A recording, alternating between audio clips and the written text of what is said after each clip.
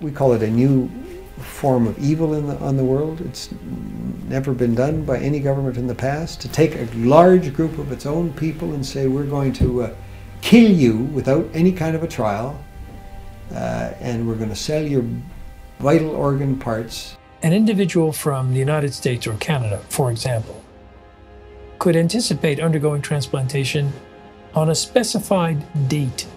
It's a crime against humanity. It's abhorrent, and it needs to stop.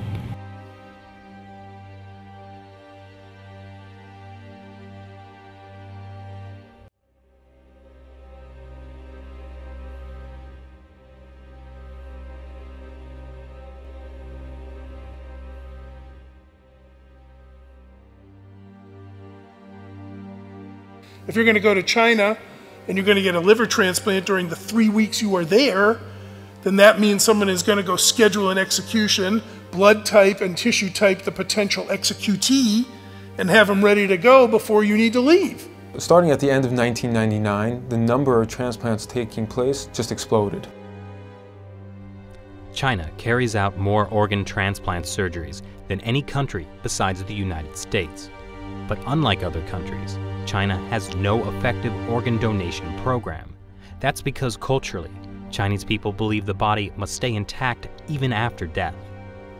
China's Deputy Minister of Health, Chuang Ťie-fu, has suggested that there are 7,000 transplants every year from the deceased, and that more than 90% come from executed prisoners. The number of criminal executions in China is classified as a state secret, but Amnesty International's estimate is about 1,700. The numbers just didn't add up. There's just too large of a discrepancy there. With only 1,700 executed criminals and no effective donation system, where do the rest of the organs come from?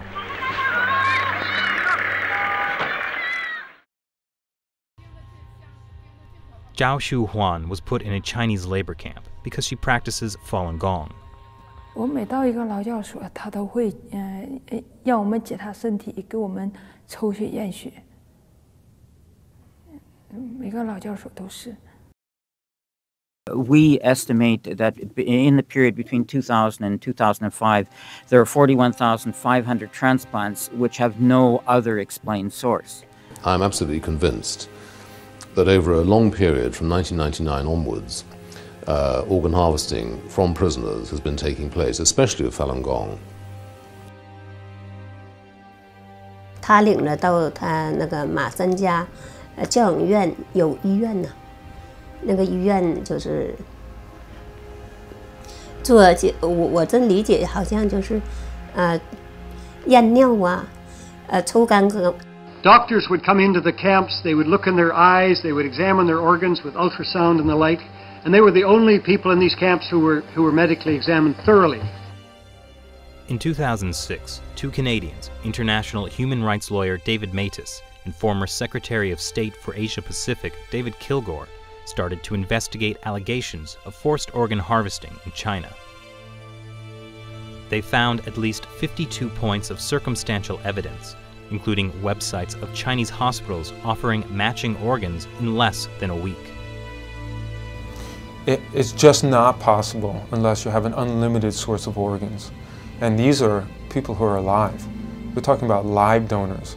The actual transplant surgery itself was the form of execution. These were living people that were killed for their organs. Makes you think of some grotesque restaurant where you go in and you pick your lobster in a tank. But these are human beings we're talking about. The military's making money off of it. The hospitals are making money off of it. The middlemen are making money off of it. And we talk about money. We're talking about a multi-million-dollar operation.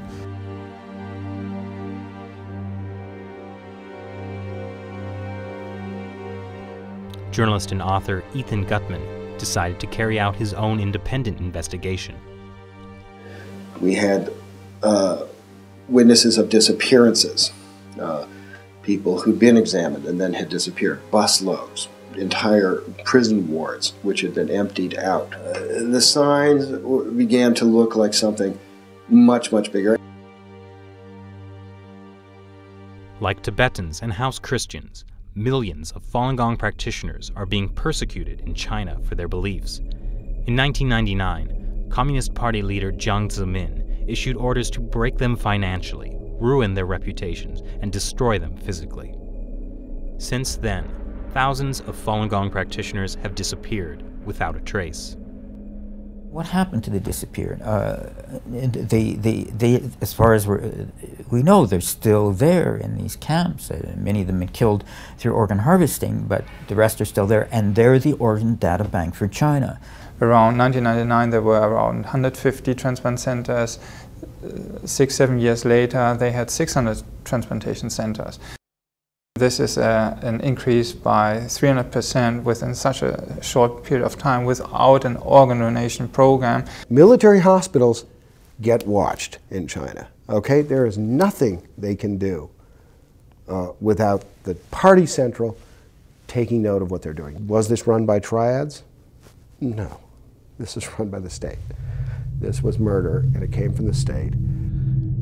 This is a crime against humanity. We should do our best to identify those specific individuals who are engaged in this and put them on the list of people who deserve to be brought to justice. In 2006, when this came out and we realized that they were killing prisoners of conscience for their organs, it was doctors that took the front line in trying to stop this. Every day there are a dozen of people that are executed or killed for organs in China. So we have to bring out the message, we have to inform medical doctors to stop this practice. But it's not only the medical community that's getting informed. The U.S. State Department mentioned allegations of forced organ harvesting in its annual Human Rights Report on China in 2011 for the first time. On October 3rd, 106 U.S. congressional representatives signed this bipartisan Dear Colleague letter to the State Department, demanding they reveal information on organ harvesting that they may have obtained from their sources in China. This barbaric human rights abuse must be stopped, but to stop it, we first have to further expose it. And with even more petitions circulating online, the issue is starting to get worldwide attention, but more needs to be done.